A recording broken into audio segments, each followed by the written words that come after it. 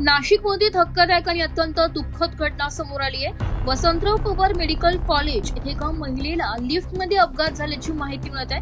त्या घटनेनंतर संबंधित महिलेची गंभीर अवस्था पाहून तिचा मुलगा शोकाकुल झाला असून त्याने हॉस्पिटल प्रशासनाविरोधात तीव्र आक्रोश व्यक्त केलाय। अपघात घडलेल्या ठिकाणी दरवाजा बंद करून ठेवण्यात आल्याचंही समोर आलंय। त्यामुळे घटनास्थळी उपस्थित नागरिक आणि नातेवाईकांमध्ये संशयाचं वातावरण निर्माण झाले असून प्रशासनाने असे का केले याबाबत प्रश्न उपस्थित होत आहे। या प्रकारामुळे परिसरात एकच खळबळ उडाली आहे। घटनेबाबत अधिकृत माहिती आणि चौकशी अहवालाची प्रतीक्षा असून दोषींवर कारवाईची मागणी जोर धरत आहे। ब्युरो रिपोर्ट, नाशिक लोकशाही न्यूज, नाशिक। लिप पडली माझ्या आईच्या अंगावर, तुम्ही सगळे शांत बसू राहिले।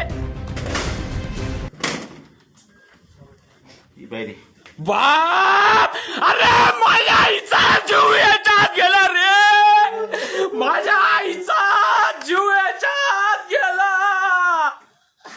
अरे पाहू घ्या रे हे हात, अरे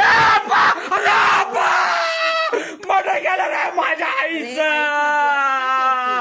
अरे बाप रे, मारलं रे माझ्या आईला। व्हिडिओ काढला काय? काढला, माझ्या आईला मारून टाकलं रे।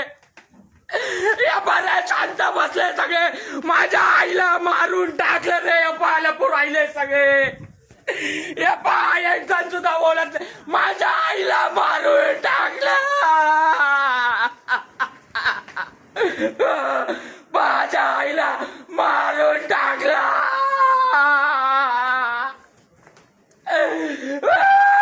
आता काय बोलत राहते, काय करू राहिलं तिला? अरे मारून टाकलं माझ्या आईला।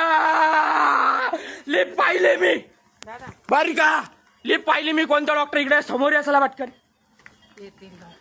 डॉक्टर नाही का इथं कोणीच? इथं कोणी डॉक्टर नाही का? लाईव्ह चालू आहे बरं का। मेडिकल कॉलेजला कोणी डॉक्टर नाही, कोणी सांगायला तयार नाही का माझ्या आईचा जीव कोणी घेतला। ती लिफ्ट माझ्या आईच्या अंगावर एवढी पडली, रक्त बा